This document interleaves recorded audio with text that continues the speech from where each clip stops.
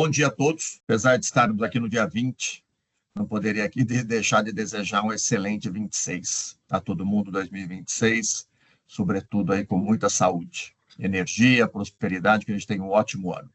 Então, esse aqui é o nosso primeiro webinar de 2026, onde nós vamos abordar sistemas de logística reversa, com foco no estado de São Paulo. E por que São Paulo? Naturalmente, pelas suas recentes regulamentações. Nós temos aí a DD, a Decisão de Diretoria 79, Área Estadual de Infraestrutura e Meio Ambiente, também relacionado ao sistema de logística reversa. Então, este evento aqui, queria fazer um agradecimento especial, à Regiane, gerente de divisão de logística reversa da Companhia Ambiental do Estado de São Paulo, estender aqui os agradecimentos ao Dr. Rafael Cohen, assessor de regulação da Companhia Ambiental do Estado de São Paulo, também a doutora Daniela Mota, head de meio ambiente do Felsberg Advogados, ao Dr. Carlos Silva Filho, sócio da S2F Partners, que vai entrar, se juntar a nós logo mais, e a cada um de vocês, que também bloqueou aí a sua manhã, nessa primeira hora e meia. A gente, como vocês já conhecem, os nossos encontros aqui são objetivos, diretos e pontuais. Então, a gente espera, não obstante estar com uma previsão aí de 10h30, a gente acredita que 10h20, 10h15, 10h20, 25 no máximo, nós estaremos encerrando aqui o nosso encontro. Então, o intuito aqui é trazer um pouco do panorama, de como o tema está disciplinado, as recentes alterações no Estado de São Paulo, a consulta pública, então trazer um pouco da fotografia da regulação, lembrando São Paulo pioneiro na regulamentação de logística reversa. Nós temos lá nos idos de 2011, se eu não estou enganado, Regiane, depois você me corrija, a DD 38, lá de trás, lá 2011, 15 anos atrás, depois da nossa política estadual de resíduos, que é anterior à política nacional, a política estadual de resíduos do Estado de São Paulo, ela é de 2009. Então, São Paulo sempre na dianteira do disciplinamento dos sistemas de logística reversa, e a gente vem trazer aqui um pouco da atualização nesse primeiro encontro, agora em 2026. Então, eu tenho uma breve apresentação, trazendo também um contexto super didático, para compartilhar com vocês. Na sequência, nós temos as considerações da Regiane, na sequência, depois da Daniela, passo para o Rafael e o Carlos fecha. Então, essa é a dinâmica para a gente concluir. As considerações, comentários, dúvidas, pessoal, no chat, por gentileza. Assim que, com desdobramento, alguns pontos a gente já vai tirando aqui, já vai esclarecendo, para a gente começar e concluir no horário previsto. Então, vou compartilhar aqui uma breve apresentação para dividir com vocês um pouco do tema. Vou me apresentar, que eu não fiz aqui a apresentação. Depois, cada um aqui também, Regiane, por gentileza, Rafael, Daniela, fiquem à vontade também para se apresentarem, por gentileza. Eu fui só no título aqui, mas se apresentem. Então, meu nome é Fabrício Soler, sou advogado, com atuação muito voltada para a Política Nacional de Resíduos Sólidos e Saneamento. Sou doutor em Direito Ambiental Internacional, consultor da ONU no Brasil, da ONU Habitat, professor de diversos cursos de especialização, consultor também da Confederação Nacional da Indústria e diretor de saneamento da Fiesp. Bom, nosso plano aqui do workshop é abordar os sistemas de logística reversa no estado de São Paulo. Então, eu vou começar, antes de falar de São Paulo, eu vou trazer o panorama que eu sempre trago das regulamentações de logística reversa em âmbito federal. O que está disciplinado no país? Nós temos já regulamentado aqui, então vocês podem ver nesse quadrinho aqui, nós temos qual que é o instrumento que regulamenta, então se é lei, decreto, acordo setorial, termo de compromisso. Depois a coluna que apresenta os produtos e embalagens que estão disciplinadas, o ano de regulamentação E, por fim, entidades gestoras, né? Alguns fluxos têm entidade gestora, outros têm entidades gestoras no plural, mais de uma. Então, por exemplo, agrotóxico, agroquímicos, embalagens de agroquímicos, regulamentado nos idos dos anos 2000, 2002, nós temos a entidade gestora Impev, depois óleo lubrificante usado, regulamentado por resolução do CONAMA, pilhas e baterias, regulamentada por resolução do CONAMA também, em 2008, depois pneus inservíveis em 2009, os primeiros acordos setoriais, lá em 2012, o primeiro de embalagens plásticas de óleo lubrificante, implementado pelo Jogue Limpo, pneus Reciclanip, pilhas e baterias Green Electron, lâmpadas fluorescentes em 2014 pela Reciclos, embalagens em geral 2015. Então, por exemplo, que na minha opinião, é o sistema mais difuso e plural, quase todo produto que a gente consome em casa tem embalagem, então, várias entidades gestoras no caso de embalagens, algumas com atuação estruturante em parceria com organizações de catadores e catadoras de materiais recicláveis. Nós temos depois a logística reversa de embalagens de aço, regulamentado pelo primeiro termo de compromisso em 2018, que implementa o Prolata. Temos os acordos setoriais de bateria chumbo-ácido e de eletrônico de 2019, bateria chumbo-ácido implementado pelo IBER, eletrônico, o acordo setorial firmado, então, naquele momento, pela Green Electron. Temos o decreto de produto eletroeletrônico publicado em 2020, você tem a entidade gestora ABRE, Associação Brasileira de Reciclagem de Eletroeletrônicos, 2020 também a regulamentação da logística reversa de medicamentos de uso humano e suas embalagens, implementado pelo LogMed. Ainda em 2020, o termo de compromisso para embalagens, latas de alumínio para bebida, que implementa Reciclalatas. 2022, o decreto 11.300, que disciplina a logística reversa de embalagens de vidro, implementado pelo Circula Vidro. 2023, o decreto 11.413, que trata dos créditos de reciclagem, onde você tem várias entidades gestoras, e, finalmente, o decreto publicado no último dia 21 de outubro de 2025, decreto 12.688, que trata da logística reversa de embalagens de plástico. Aqui o importante nesse contexto, nesse panorama, é mostrar que nós temos inúmeros produtos, fluxos regulamentados no Brasil, muitos em estágio avançado, outros em processo de implementação, estruturação, e esse é um processo gradual e progressivo. Tá? Talvez aqui um ponto alto das regulamentações que eu gostaria de destacar é o fato dos recentes decretos que regulamentam embalagens específicas, fluxos como de vidro e plástico, e trazem, para além das metas de recuperação e reciclagem, metas de conteúdo reciclado. O que isso introduz uma diretriz de circularidade nos sistemas de logística reversa. Então, por exemplo, vou trazer aqui, em âmbito federal, nós temos o decreto de logística reversa de embalagens de vidro e temos o decreto de logística reversa de embalagens de plástico, com metas de reciclagem e metas de conteúdo reciclado. Então, eu vou pegar, por exemplo, 2026, que nós temos aqui na logística reversa de embalagens de vidro, meta de reciclagem 33% e meta de conteúdo reciclado 29%.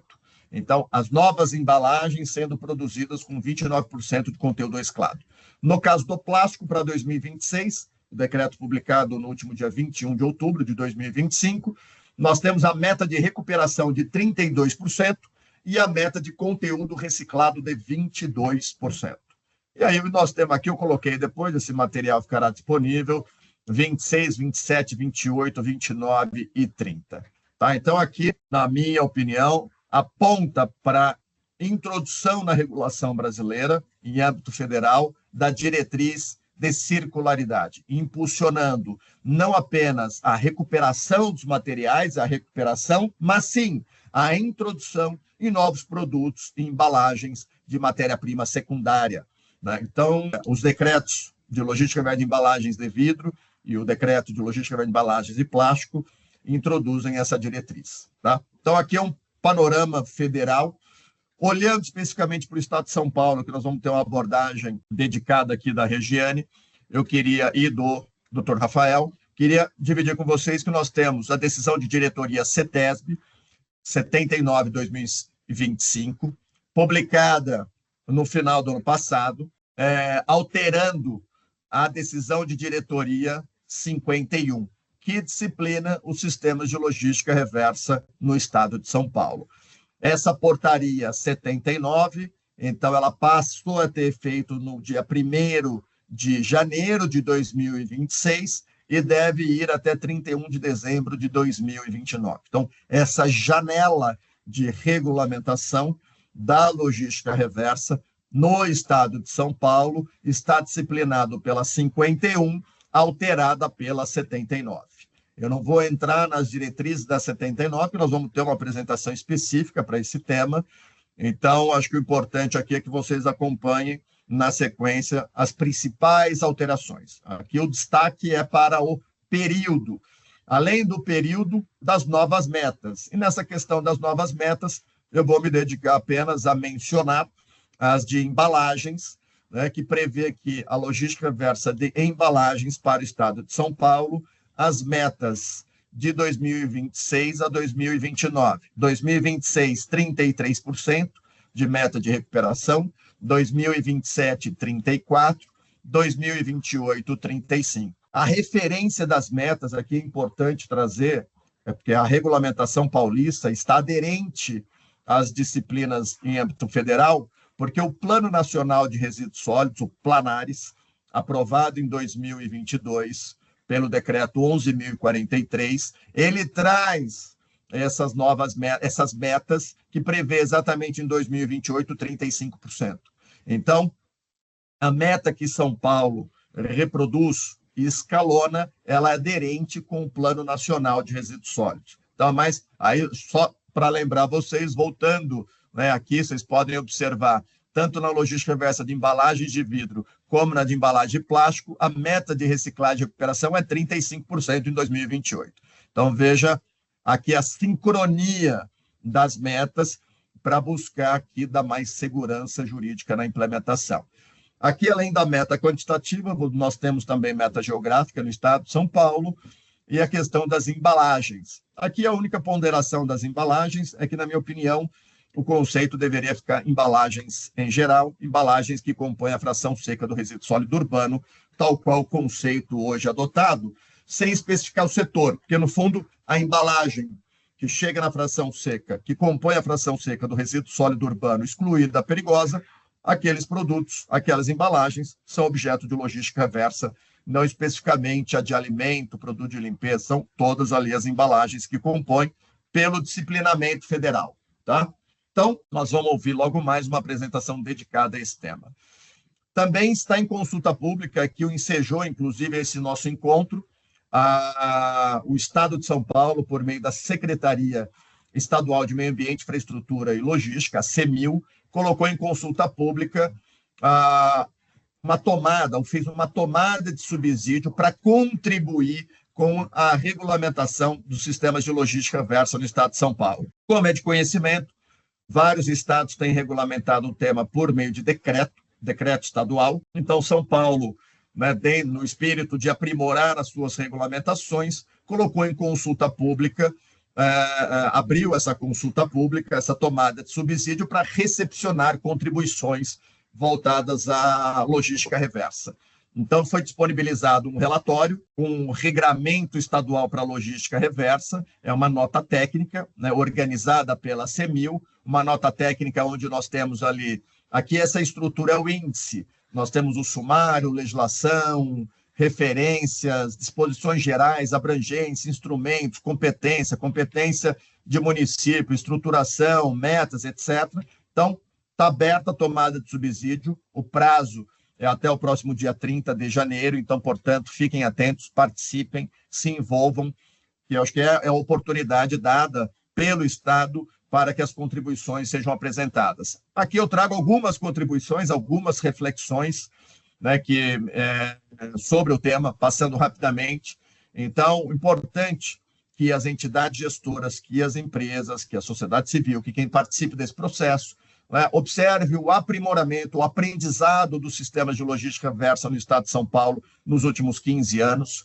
desde a primeira decisão de diretoria, eu não lembro se a decisão de diretoria ou a resolução SMA, se eu não estou enganado, acho que é a resolução SMA 38. Tem os próprios desafios de implementação de sistemas de logística em território paulista, desafios técnicos, operacionais, econômico-financeiro, a carência de isonomia no controle e na fiscalização dos agentes obrigados, porque São Paulo fez uma opção de controlar a logística reversa por intermédio do licenciamento ambiental. Eu acho que esse é um ponto importante. Eu, particularmente, entendo que a obrigação, da forma prevista na Política Nacional de Resíduos, é de fabricantes, importadores, distribuidores, comerciantes.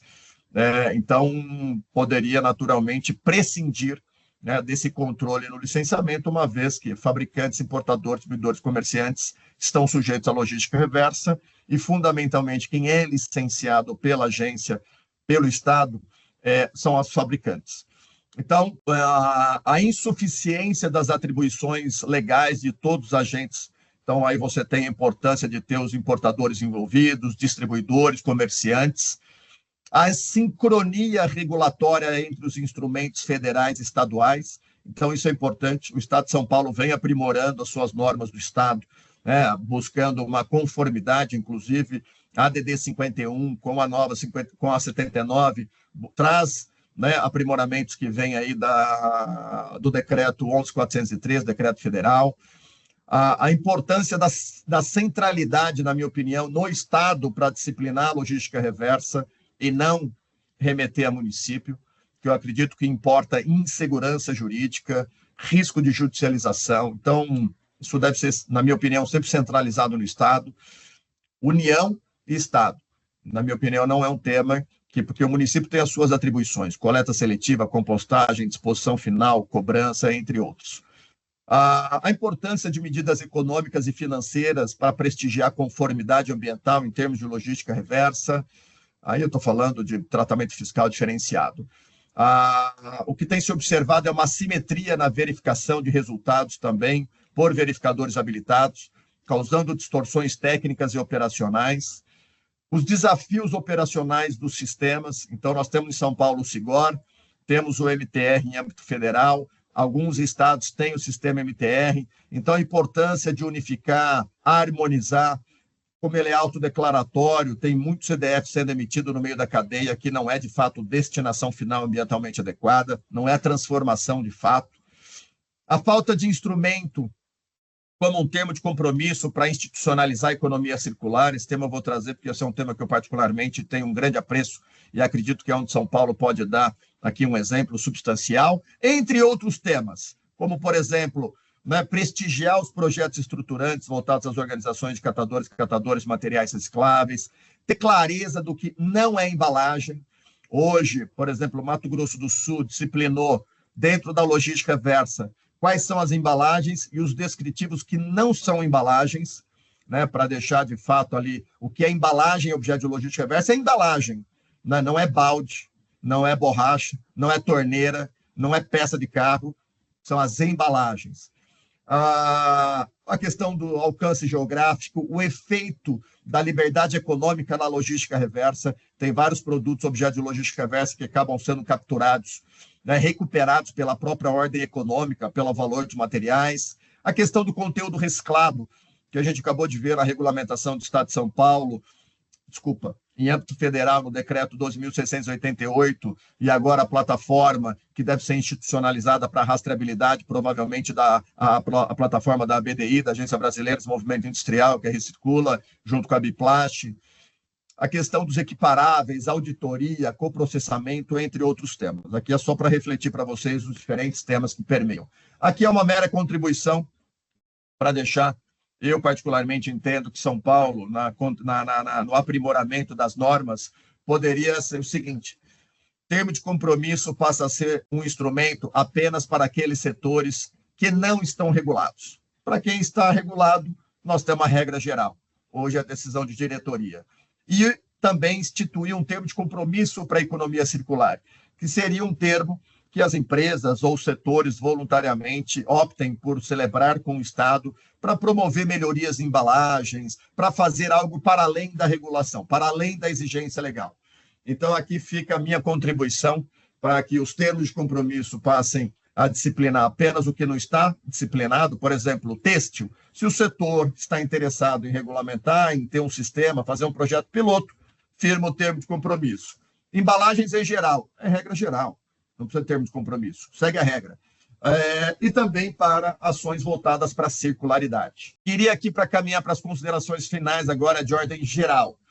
Aqui é o meu lançamento, aqui eu queria compartilhar com vocês. Vou encaminhar aqui para o pessoal que está acompanhando. Esse é meu livro, o Tratado Global de Combate à Poluição Plástica, objeto do meu doutorado. Acompanhei de perto todas as tratativas aí voltadas a um possível acordo de combate à poluição plástica.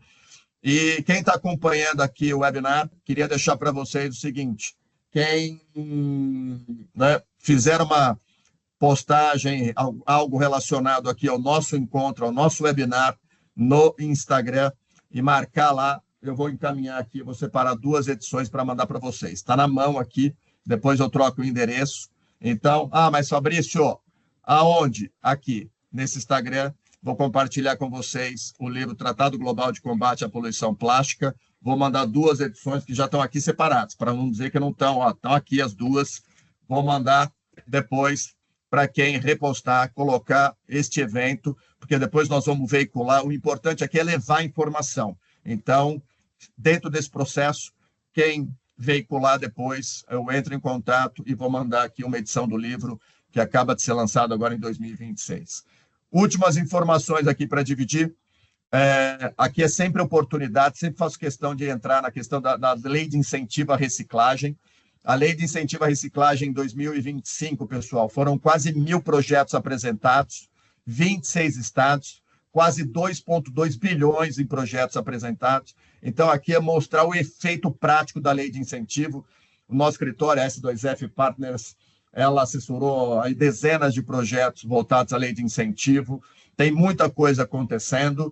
E fechou 2025, abriu 2026. Então, aqui estou trazendo para vocês também que do dia 19, agora, ontem, até dia 30 de julho, está aberto um novo ciclo para propostas e projetos com base na lei de incentivo à reciclagem.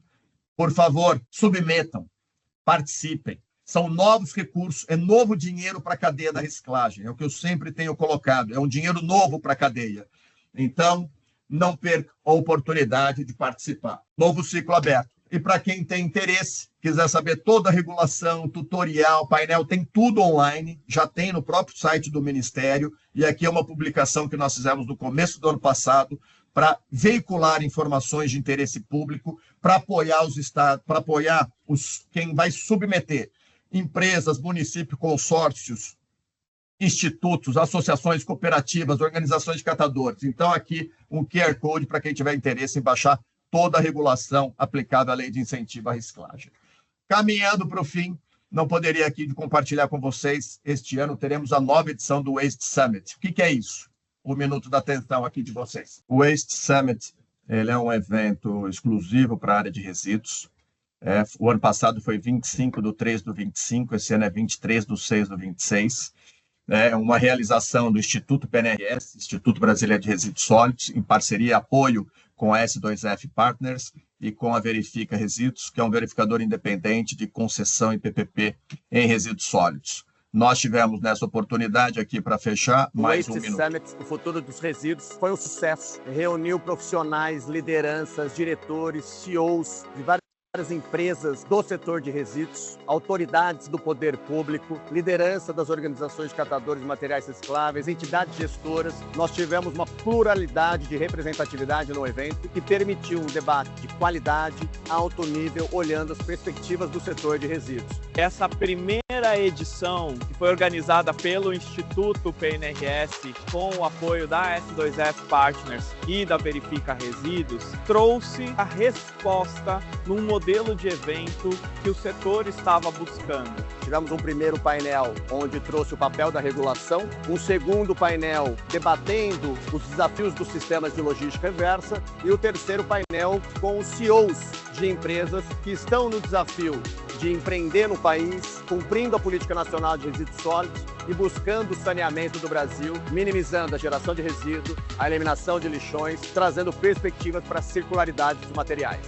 Com base nas experiências de cada convidado, foi possível que o público presente pudesse compreender de onde partimos, como estamos caminhando e qual é a necessidade futura para aprimorar a gestão de resíduos sólidos no Brasil. Um tema que afeta todas as pessoas de maneira indistinta. O Waste Summit, ele se firma como o evento para discutir o futuro dos resíduos no Brasil. Para você que está acompanhando aí a S2F Partners nas redes sociais, vocês vão ter maiores informações sobre o Waste Summit, o próximo, né? Então, coloque no radar, acompanhe-nos nas redes sociais, que em breve traremos mais informações.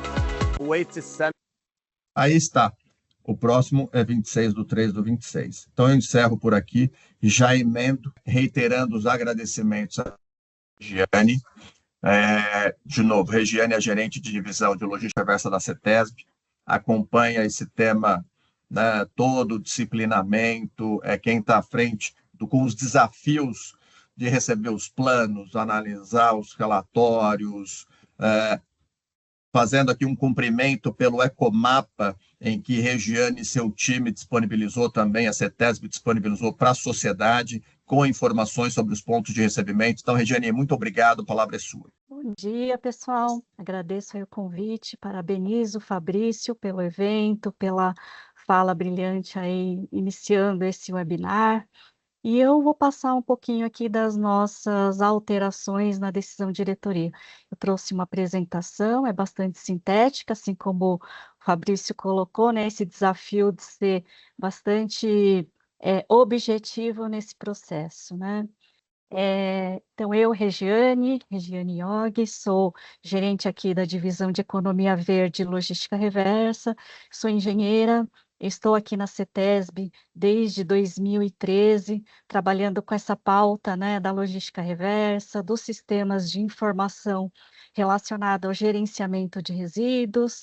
Então, é uma experiência aí que vem, como o Fabrício colocou, né, o Estado de São Paulo, quando propôs a regulamentação e os primeiros termos de compromisso, a gente vem, né, eu, a Raíssa aqui, a gente vem trabalhando nessa pauta aí ao longo das gestões, e a gente tem visto aí uma evolução bastante grande, bastante rápida, né, nos últimos anos.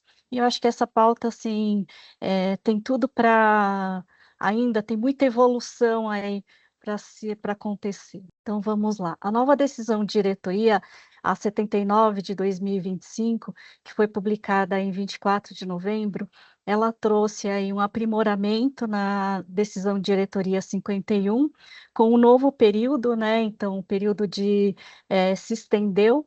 Nessa decisão de diretoria 51, então, nós tínhamos metas no período de 2022 a 2025, e a 79, então, prorrogou essa mesma decisão de diretoria, estabelecendo metas aí para o período de 26 até 29, né? Então, é uma decisão de diretoria que foi trabalhada aqui internamente há muitas mãos, né? Então, tem a colaboração grande aí do Rafael, que está aqui com a gente hoje. E o que essa decisão de diretoria, ela dá continuidade, né, ao procedimento que nós, na CETESB, aqui vimos aplicando, né, sobre a demonstração do cumprimento da logística no âmbito do licenciamento ambiental. Então, nos processos de licenciamento ambiental, aqui nos cabe, né, como atribuição da companhia de licenciar as atividades que estão reguladas aí para obtenção de licenças. Então, nesse cumprimento, nesses processos de análise, né, então as empresas também têm que demonstrar como elas estão estruturando, implementando aí a logística reversa. Isso é uma ação, uma atribuição que a CETESB tem desde a resolução SMA 45, né, que no seu artigo 4º estabelece que dentro dos licenciamentos ambientais, a logística reversa, então, seria um requisito, uma condicionante para a obtenção de licenças, e aí isso vem aí desde 2018, a CETESB vem aí exigindo esse cumprimento e faz essa verificação nos processos de licenciamento ambiental. Então, hoje, a nossa divisão aqui de Economia Verde e Logística Reversa verifica a demonstração da logística reversa em termos de estruturação dos sistemas, né? Então, é muito mais como está sendo feita a logística reversa, e as agências ambientais, então, elas fiscalizam o cumprimento pelas empresas que ou aderem ou apresentam seus próprios sistemas de logística reversa. Então, a DD 79 na íntegra está disponível aí nesse primeiro link. Disponibilizamos também uma versão compilada, aí, a DD 51, já com as alterações da 79. Então, nesse link é possível consultar essa versão. E como histórico, né, o Fabrício adiantou alguns aspectos aqui que o Estado de São Paulo tem sido pioneiro, né, na estratégia aí de estruturar a implementação da logística reversa aqui no Estado de São Paulo. Então, a resolução SMA 2015, ela trouxe principalmente as diretrizes para essa operacionalização, com a relação de resíduos, com as regras, né, para que isso seja também verificado no licenciamento ambiental, assim como a questão dos termos de compromisso. E com isso, né, em 2018, a CETESB publicou a sua primeira decisão de diretoria 76, com metas para o período de 2018 a 2021. Então, as publicações das nossas decisões de diretoria, ela vem sendo feita a cada 4 anos, e nesse meio tempo, né, para tornar mais claro, até para também compatibilizar com os regramentos federais, nós tivemos outras edições, aí a 2019, então ela trouxe definições e conceitos mais detalhados, né, em relação a 76, mas nesse mesmo objetivo, né, de metas para 2018 a 2021. Depois, em 2021, a 127, então, trouxe metas para 22 a 24, e nesse sentido aí de trazer alinhamento com o federal e tornar a regra mais detalhada, em 2024, então, foi publicada a decisão diretoria 51/2024, em que tem da continuidade agora aí pela 51. Os objetivos, então, como eu falei, é verificar a demonstração do cumprimento da logística no âmbito do licenciamento ambiental. Então, ele tem essas duas vertentes, né? Um olhar para a empresa que precisa cumprir com a logística reversa dos seus produtos, embalagens, que são colocadas aí no mercado paulista, e outra vertente que é as obrigações aí em termos de estruturação. Como se dá essa estruturação e implementação pelos sistemas de logística reversa, né? Sejam eles coletivos ou individuais, né? Se atendem aí todos os requisitos em termos de comprovação de metas, em termos do próprio descritivo do sistema, né? De como ele vem sendo estruturado. Então, só para aqui direcionar, assim, relembrar o que nós temos aí na decisão de diretoria 51, a gente tem todos os empreendimentos hoje que são sujeitos ao licenciamento ambiental ordinário, fabricantes, importadores, distribuidores e comerciantes. Então, desses setores, né, então, muitos desses setores, como o Fabrício já adiantou aí, são setores regulados, né, que já tem alguma normativa federal, que já faziam parte, né, que já tem bem estruturados aí seus sistemas de logística reversa, por conta de legislação vigente. E também, no caso das embalagens, né, o Fabrício até adiantou aqui que a CETESB vem exigindo desses setores alimentos, bebidas, higiene pessoal, perfumaria, cosmético, limpezas e afins, mas isso não limita, né, a questão assim, não dispensa aqueles que já tem a obrigação aí do cumprimento federal, né? Então, isso é como se fosse uma linha de corte na questão da gradualidade, né, de como a gente vem exigindo a logística reversa no licenciamento ambiental. Então, dessa maneira em que hoje a CETESB vem aí exigindo de forma gradual, né, com certa forma aí é uma linha de corte para o momento aqui do período de 2026 até 2029. Inclui aí os desinfetantes domissanitários de venda livre, né, cujas embalagens estão sujeitas à logística reversa. Existem normativas específicas da que também estabelecem, né, os domissanitários, os desinfestantes domissanitários correspondem aí não aos agrotóxicos, eles são do agro, né, então os desinfestantes são aqueles que são usados no meio urbano, claro que com uma diluição bastante, bem maior, né, essa diluição em termos de concentração, né, desses químicos. Então, é também, né, uma embalagem hoje que está dentro das embalagens aí em geral. E aí, como isso tem que ser atendido dentro do processo de licenciamento ambiental?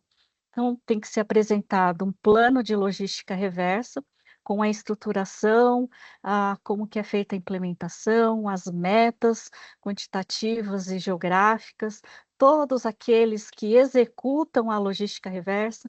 Então, esse plano não é apenas uma intenção, mas ele tem que demonstrar materialização, né, de como é feita essa logística reversa, com esses entes vinculados, que são, né, a depender aí do sistema, né, do resíduo sujeito à logística reversa, ele vai ter os pontos de coleta, os postos de recebimento, pontos de entrega voluntária, as entidades de catadores, as centrais de recebimento e triagens envolvidos nessa operação, né, tanto de coleta quanto triagem, e também para onde esse resíduo é encaminhado, né? Então, o plano tem que trazer também os destinos para onde vão, como são destinados esses resíduos aí sujeitos à logística reversa. Então, num primeiro momento, é todo esse planejamento, né, do sistema de logística reversa, e anualmente tem que ser apresentado, então, o cumprimento dessas metas por meio aí do relatório anual de resultados.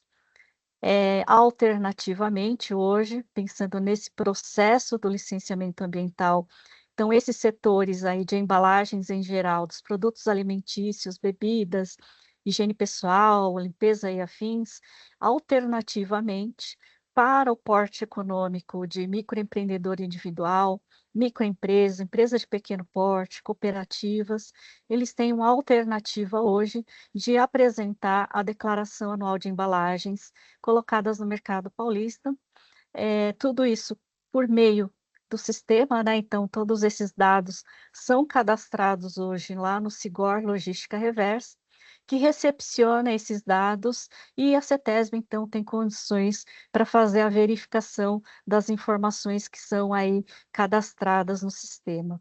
Então, quando que isso tem que ser apresentado para a CETESB? Então, todo momento de licenciamento ambiental do empreendimento, então, na obtenção, na renovação de licenças de operação, as empresas têm que demonstrar que elas estão fazendo parte, né, estão aderentes a um sistema de logística reversa coletivo, ou se ela própria estrutura a logística reversa, então ela tem que apresentar aí o seu plano individual. Então, isso é uma condicionante para obter e renovar as licenças.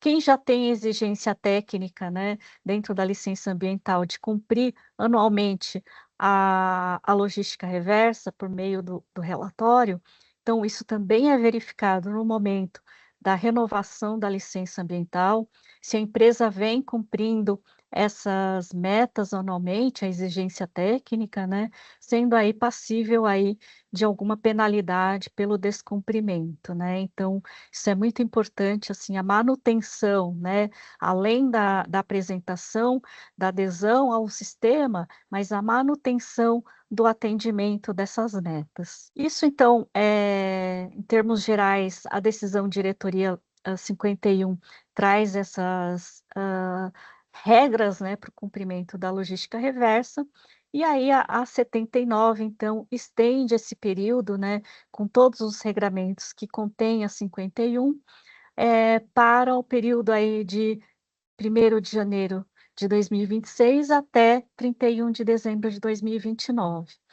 Então ele tem lá, uma alteração, outra alteração importante que foi feita aí, foi em relação a revogar o setor de desinfestantes domissanitários de uso profissional, do cumprimento aí, da demonstração, na verdade, né, o cumprimento, ele exige pela própria legislação existente, né, o que, dispensa é a apresentação nos processos de licenciamento ambiental dessas embalagens de desinfestantes domissanitários de uso profissional, considerando que, o endereçamento, né, da logística reversa dessas embalagens, elas têm que ser tratadas nos planos de gerenciamento de resíduos de quem faz a prestação desses serviços em que são utilizados aí os desinfestantes domissanitários, como dedetizadoras, né, esses serviços de aplicação desses desinfestantes.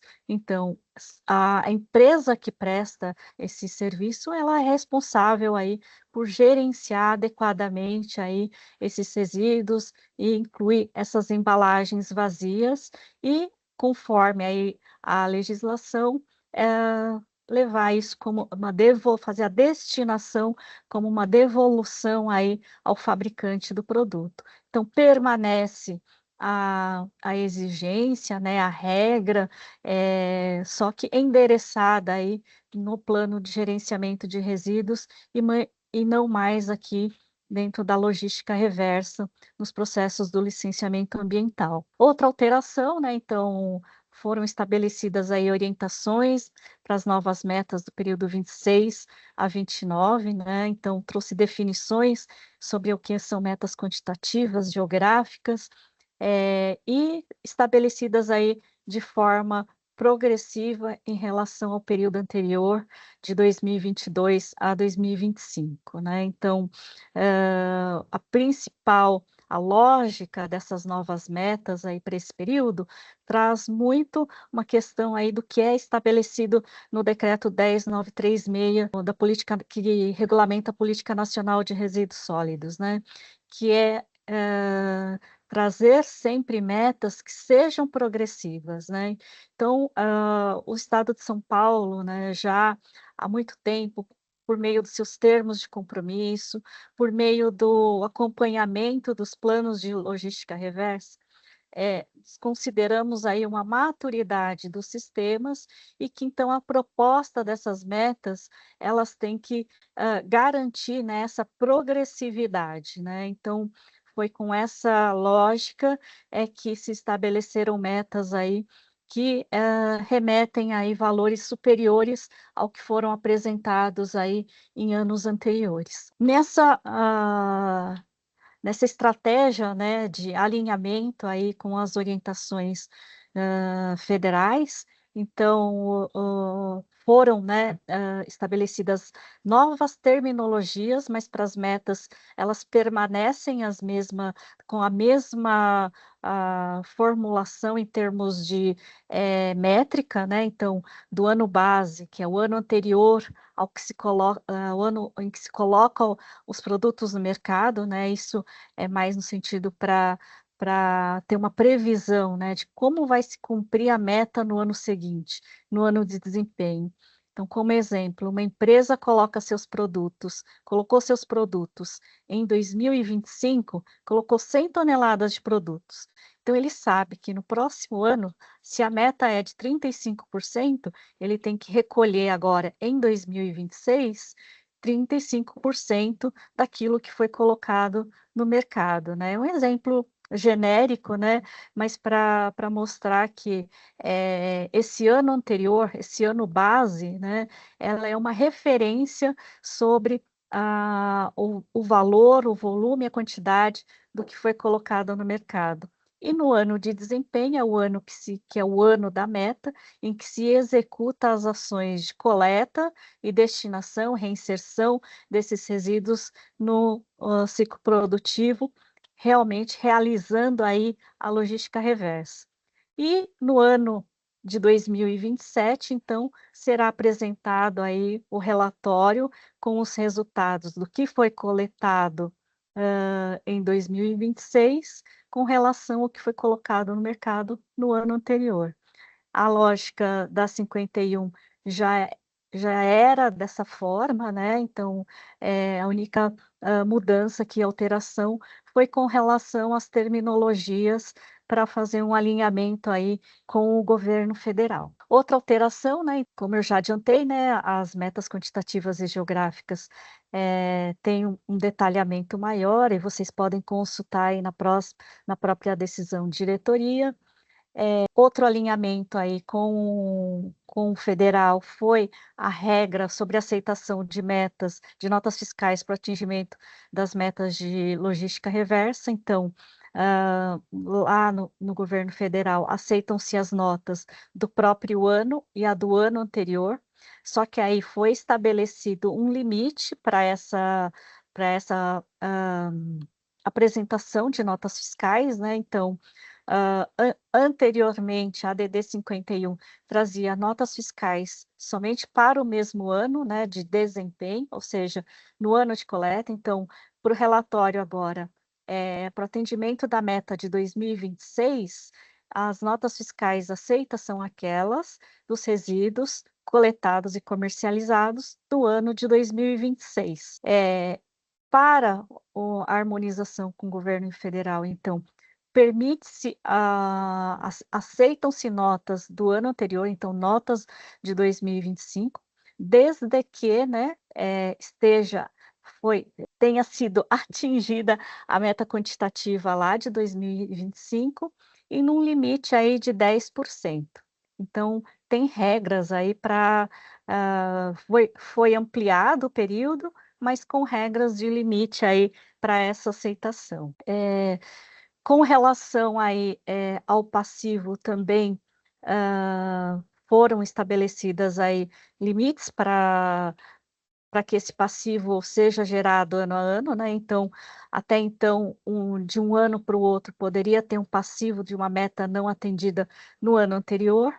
A partir agora da 79, então, o passivo, ele necessariamente tem que ser atendido no ano seguinte ao que foi,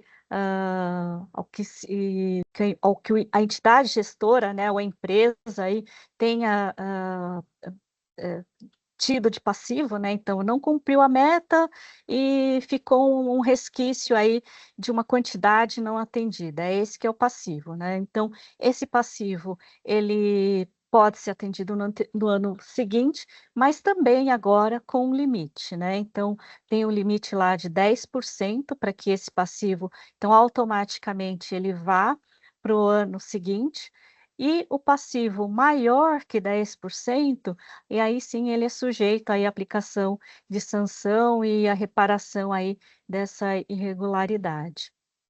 Então, teve uma alteração aí também importante, né, uma evolução sobre, os sistemas com relação tanto ao atingimento de metas, quanto também aí da questão dos passivos. E, por fim, aí inclui o anexo B, tabela 2, que tem aí as metas anuais aí do período de 26 até 2029. Então, são metas para todos os setores, tanto quantitativas quanto geográficas. E como o Fabrício já adiantou, né, tem todo um alinhamento, isso vem sendo trazido aí ao longo das decisões de diretorias, alinhado com as regulamentações. E quando não existente, aí é sempre exigido aí a gradualidade, né, as metas têm que ser realmente progressivas, né. E aí, por fim, deixo aí a nossa página, né, a referência da nossa página de logística reversa aqui da CETESB, onde temos informações aí sobre resultados, os mapas, né, da logística reversa, aí, como isso vem sendo implementado no estado de São Paulo, as orientações para plano, para declaração, para relatório, termos de compromisso vigentes e não vigentes, toda a legislação, os vídeos manuais. Na semana passada, no dia 15 de janeiro, nós fizemos um webinar explicando com mais detalhes as revisões aí a nova decisão de diretoria 79, né, e as alterações sobre a 51. Então, nesse link vocês podem acessar aí o vídeo do YouTube e assistir o que foi debatido, as dúvidas que os ouvintes nos encaminharam. E, como o Fabrício também citou, né, o Ecomapa, então tem aí o link para o Ecomapa, a consulta de empresas aderentes, então empresas que hoje cumprem a logística reversa no estado de São Paulo, elas podem ser consultadas aí por esse link, né? Então, coloca o CNPJ da empresa, aparece toda a situação, né? O sistema de logística reversa ao qual ela está aderente, se vem cumprindo ou não as metas aí de logística reversa. Então, tem todas as informações aí, buscando aí a transparência, maior publicidade de dados e orientação aí para o público. Então, por fim, assim, acho que foi bem breve, né, objetivo. Obrigada aí pela atenção, novamente pelo convite, Fabrício. Muito E obrigado, retornamos Regiane. aqui para a nossa telinha. Sempre bom tê-la aqui conosco. Muito obrigado e, de novo, reitero os cumprimentos aí pelo trabalho, pela sua liderança, toda a equipe, eu sei, Regiane, Pedro, todo mundo que está envolvido, né, na construção aqui, doutor Rafael também. Então, acho que é importante trazer a informação, aclarar, trazer as diretrizes e buscar sempre aqui reforço, né, a conformidade e exigir, especialmente para quem está fora do sistema. Lembrando que logística reversa é um custo no âmbito da implementação do sistema e é importante que a gente tenha cada vez mais aderentes aos sistemas de logística reversa. Já emendo aqui a palavra para Daniela, head de meio ambiente do Felsberg Advogados. Lembrando, este é um evento realizado por Felsberg Advogados, S2F Partners e Instituto PNRS. A Dani é a head de meio ambiente do Felsberg. Dani, obrigado. A palavra é sua. Eu que agradeço, Fabrício. Cumprimentar aqui você, a Regiane, pela excelente explicação, Rafael, o Carlos também, é um prazer estar com vocês.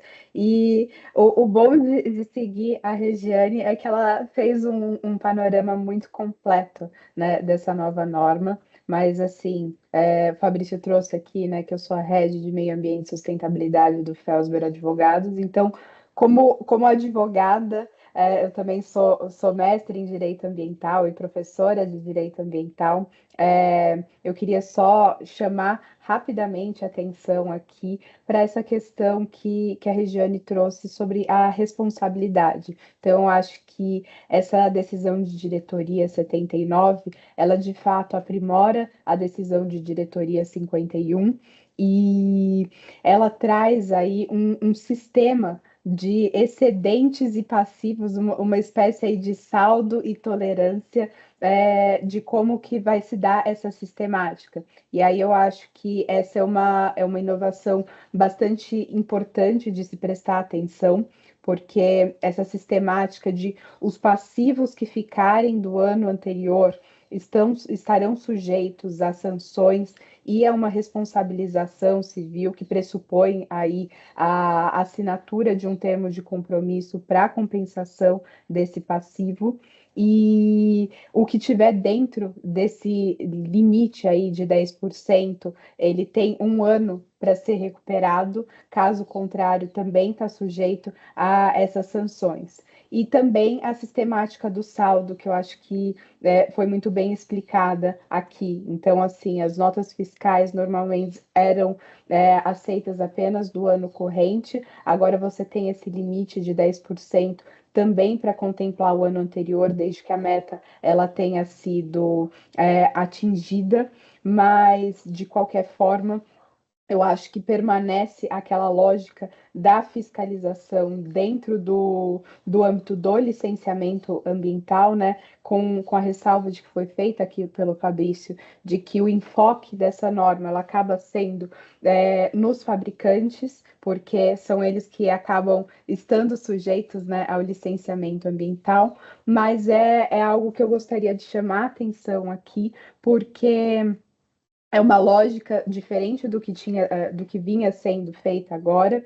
Pode sujeitar esses sujeitos que estão dentro do licenciamento ambiental no momento da renovação da licença, principalmente, que é quando a gente faz a apuração do que foi ou não cumprido, apesar da submissão anual dos relatórios, as sanções. Então, eu acho que é algo que precisa ser analisado com muito cuidado. E aí, como advogado, eu trago aqui um red flag, uma preocupação em relação a essa nova sistemática, que eu acho que está muito bem explicada ali na norma. Tem ali o item 5, trazendo um detalhamento bastante importante de como isso deve funcionar, mas esse sistema de excedentes e passivos é bastante importante e pode aí ensejar tanto a responsabilização que a gente já enfrenta hoje, né? Então, o descumprimento, obviamente, está sujeito às normativas, tanto federais e estaduais, que a gente tem no caso de não cumprimento das metas de logística reversa, quanto também essa questão da responsabilização civil. Lembrando que para o ano de 2025 ainda está contemplada apenas a lógica de reparação civil e começaria essa lógica também de sanções para o descumprimento a partir do ano de 2026, considerando que essa decisão de diretoria ela é do período de 2026 a 2029. Então, não quero me estender aqui, era só uma observação que eu queria fazer, eu acho que em complemento à excelente exposição que foi feita. Agradecer a oportunidade de conversar aqui com vocês e passar aqui a palavra ao Rafael. Obrigada, Fabrícia. Já fez a ponte aqui, Dani. Obrigado. Dani, de novo, é a head do Felsberg, uma referência ao direito ambiental e biodiversidade. Então, obrigado, Dani. Doutor Rafael, a palavra é contigo. Obrigado de novo pela participação aqui. Eu já tô barrigudo e ficando careca. Se me chama de doutor, você acaba comigo, Fabrício. Aí fica difícil. Mas brincadeiras à parte, Fabrício, obrigado pelo convite. Parabéns pela apresentação de hoje e parabéns, Fabrício, também. Como sempre, vocês dois mandaram muito. Dani, muito prazer, a gente ainda não se conheceu. Mas eu vim aqui contar um pouquinho para vocês sobre o meu papel nesse processo todo como assessor de regulação, né? A assessoria de regulação é algo que a gente criou aqui na CETESB há mais ou menos 1 ano e meio, uma proposta minha e do Tomás, para que a gente tivesse um profissional alocado em ações que melhorassem a segurança jurídica na nossa regulação.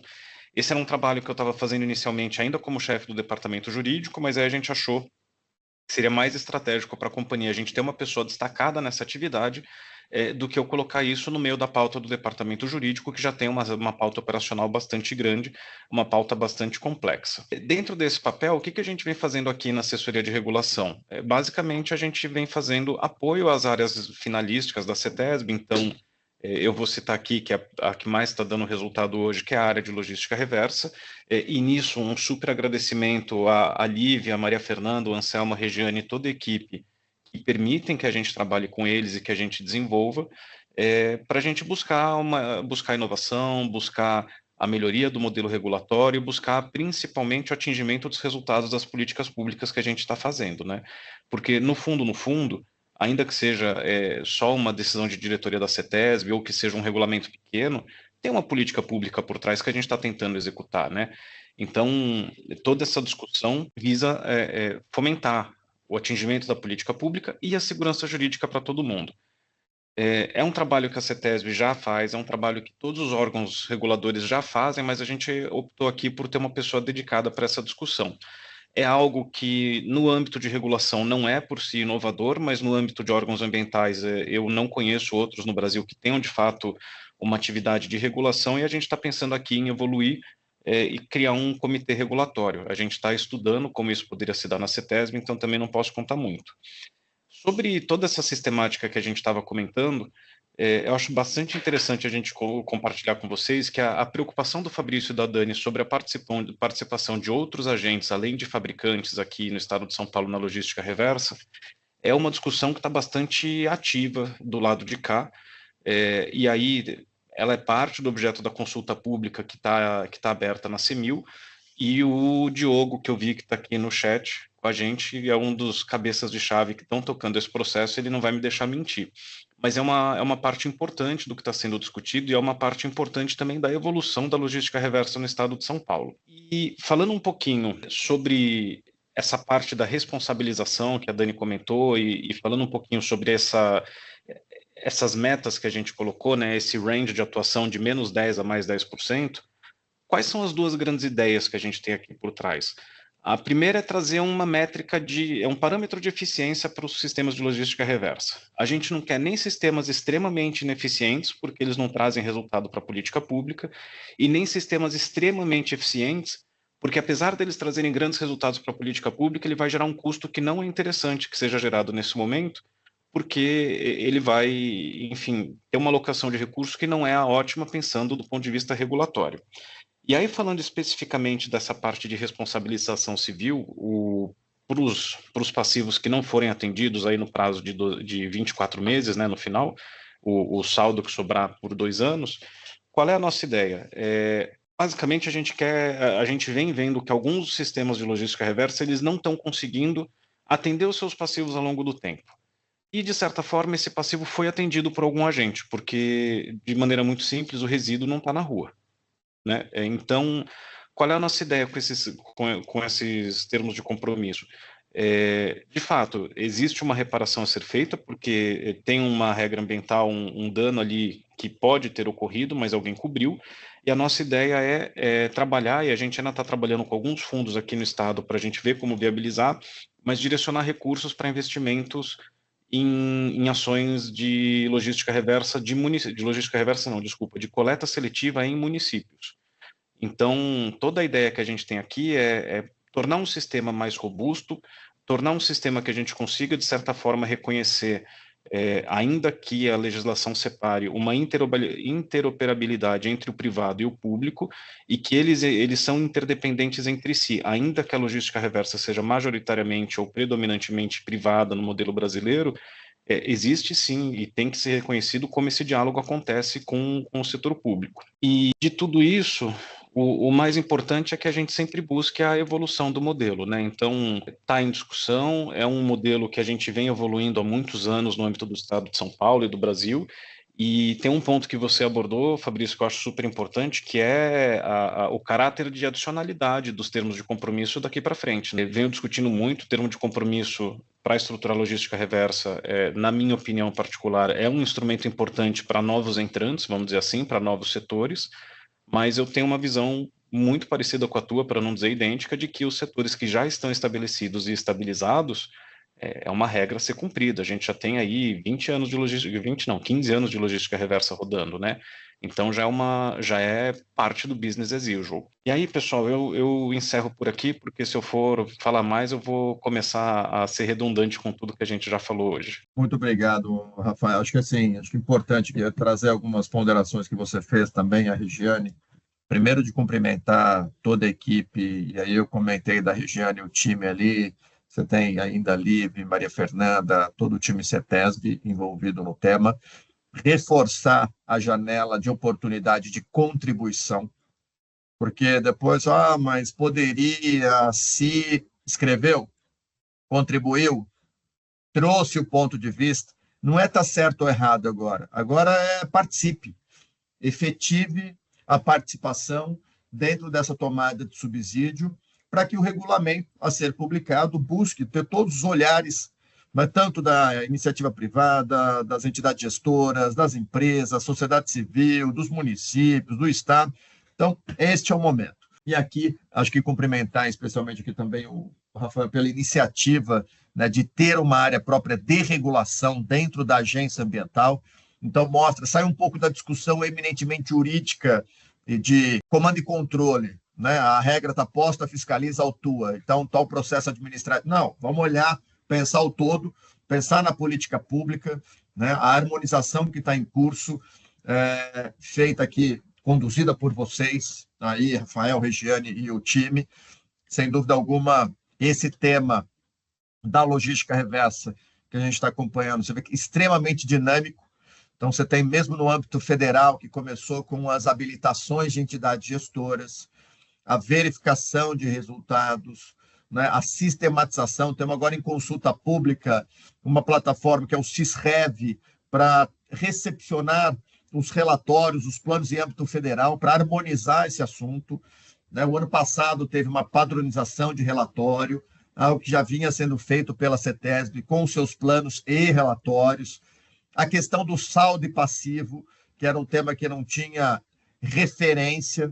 Então, não cumpriu o passivo, você carrega, tem um saldo, a possibilidade ou não, né, de você fazer esse uso no ano subsequente. Então, é um tema que vem em constante aprimoramento, tanto em âmbito federal como nos estados. Aqui a gente trouxe, o nosso intuito aqui era um olhar, um recorte particular do estado de São Paulo, que é um país, né? Somos mais de 40 milhões de habitantes, aí, né? 600 e tantos municípios, todo o seu desafio associado à cidade de São Paulo. Então, sempre trago esse olhar, inclusive, né, das particularidades que nós temos aqui no país, né, em razão da nossa dimensão, do nosso nível também aqui cultural, educacional, de desenvolvimento, que importa numa visão sistêmica para a implementação da política pública de resíduos.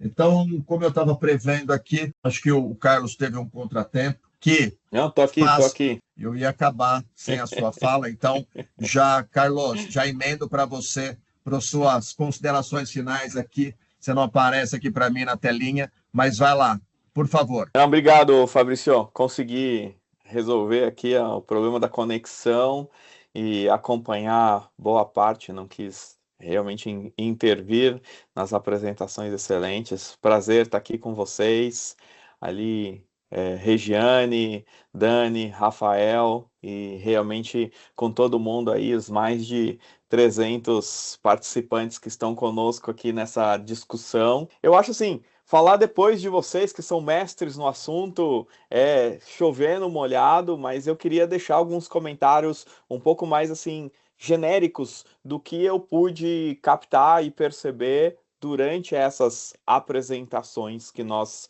tivemos, né? Eu acho que o importante aqui, que vale a gente destacar, é que nós estamos passando por um momento de transição, né? Daquilo que foi pensado quando foi escrita e sancionada a Lei 12.305 de 2010, que eu tive aí o prazer de participar lá na época, junto com o deputado Arnaldo Jardim, ali na redação da lei, depois de que nós já tínhamos participado aqui da política estadual de resíduos sólidos de São Paulo, que foi precursora da política nacional. Então, o que a gente percebe é que passados 15 anos da PNRS, muita coisa aconteceu, mas nós ainda estamos neste momento de transição para implementar a lei. E aqui eu quero destacar justamente a liderança do Estado de São Paulo nesse processo de regulamentação e, como o Rafael disse, de regulação da lei. Porque agora eu entendo que nós já estamos neste outro estágio, não mais de regulamentar ali legal e juridicamente, mas de regular a implementação da lei, e é isso que a gente vê com essas novas diretrizes e as novas decisões que vêm acontecendo neste conceito realmente de regulação para impulsionar a implementação, de regulação para estabelecer indicadores, de regulação para justamente dar respostas às demandas do mercado. E aqui é um momento também importante da gente destacar, por exemplo, a consulta pública das portarias do MMA, ali, principalmente com relação ao Cisrev, agora até o dia 31 de janeiro, nós já estamos preparando aqui uma análise pela própria S2F Partners, então para a gente poder aí orientar, né, o que seria a melhor composição e redação dessas portarias, de novo, pensando com este novo conceito e essas novas demandas do mercado.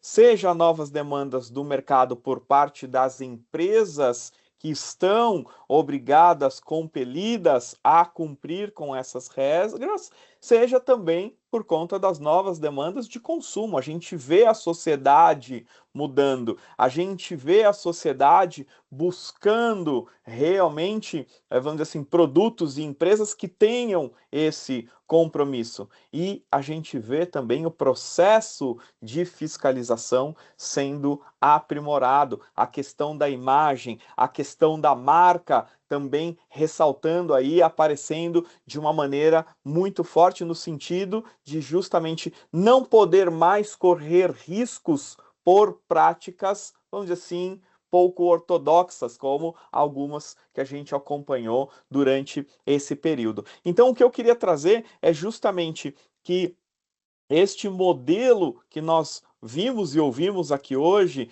do Estado de São Paulo, aí de todo o time da CETESB, ele vem com este novo paradigma, não mais, aí na minha percepção, na visão de ser um custo, de ser um fardo, mas sim com uma visão de justamente poder criar novas oportunidades de mercado, fazendo justamente a mudança da perspectiva de resíduo é lixo para resíduo é recurso. Então, é nesse espírito que a gente tem que ler essa nova regulamentação, essa nova regulação que está sendo implementada e as novas que virão depois dessa, porque certamente não vai acabar por aí. Então, justamente aproveitar as oportunidades, por exemplo, várias chamadas de projetos para estruturar e ampliar os modelos e sistemas de logística reversa, novas linhas de financiamento sendo abertas,